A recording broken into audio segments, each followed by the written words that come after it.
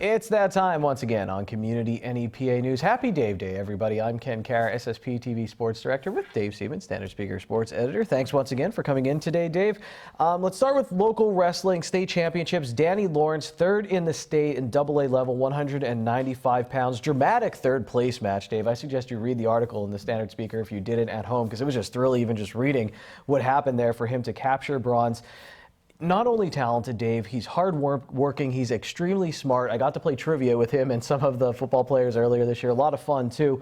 We talked to him before football season. He mentioned how he wanted to go to Army West Point. Read in the Standard Speaker, that dream will become a reality for him. So everything coming together for Danny Lawrence in his last season here as we enjoy him as a local athlete. Yeah, I mean, he's one of the most fabulous athletes we have this season as a senior. It's a dream year, really, when you look at it. He had an outstanding football season, actually back-to-back outstanding football seasons. And one picked that right up in wrestling, like he never skipped a beat there. And you go all the way to the state championships. You finish in third place, and the only guy you lose to in the state tournament is an unbeaten kid from Southern Columbia who happens to be going to Michigan, and Gage Garcia, state champion football player, state champion wrestler too. So there's no shame in that whatsoever. So Danny put forth a great season, and it's just another example of hard work paying off, and you're good at it and you work at it, and you keep a pleasant disposition through the whole thing. You're going to be rewarded for that, and he's definitely a tribute to his family, his school, and his own well-being, because he's a fantastic kid, and I'm so happy for him. And Dave, Bronson Straus out of Tamaqua. Tamaqua had 2 medal winners at the state wrestling AA championships. Bronson Straus comes in 6th at 285 pounds.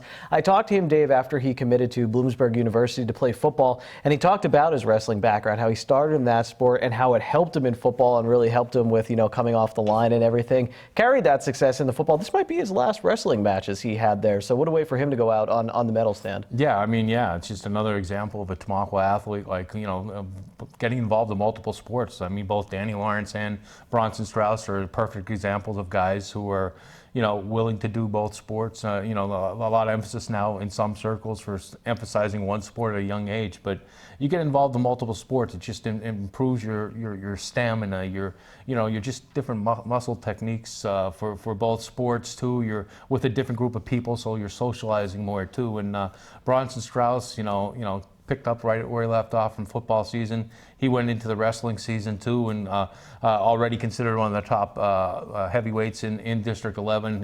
He proved that during the season, and again at Hershey, where he won a medal.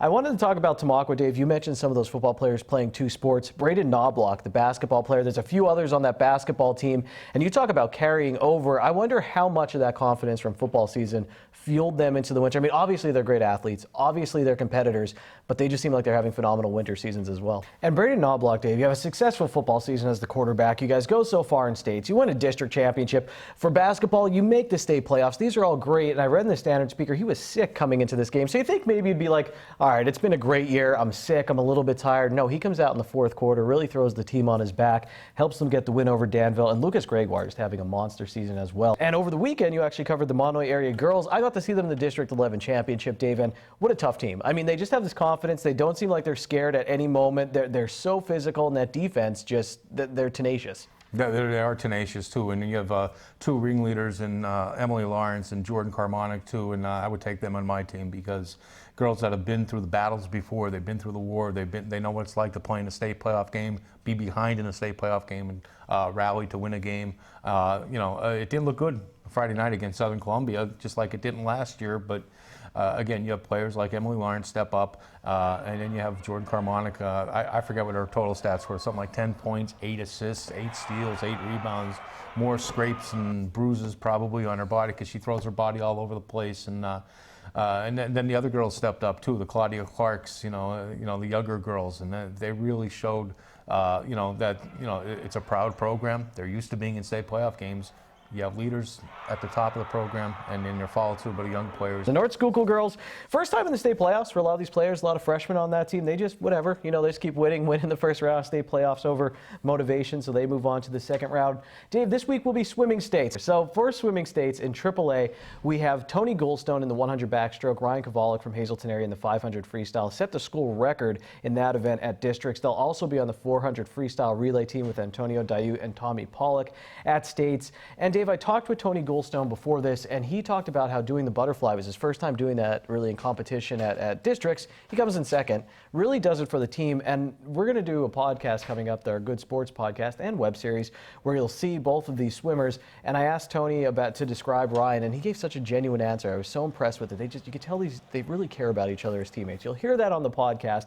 What you're going to hear right now is actually from Bridget Reed, a Lady Cougar who scored 1,000 points, when I asked her about her teammates and why the team is so close. I mean, we all support each other, we cheer each other on during races, and I think we spend so much time together, 6 days a week, 3 hours a day. I think we just kind of have that bond, and nobody else spends that much time together. And the YMCA kids, after practice, sometimes we'll go to a new YMCA meet, and we'll spend time together there too, and then we'll go out to eat after. So we're all just kind of like a family, like we all just grow together every single day and just get closer. Someone you admire on the team? On the girls' team, it would be Marina O'Hara and Abby Goldstone. I think they're two of the most talented swimmers I know. And on the boys' team, probably Tony and Ryan.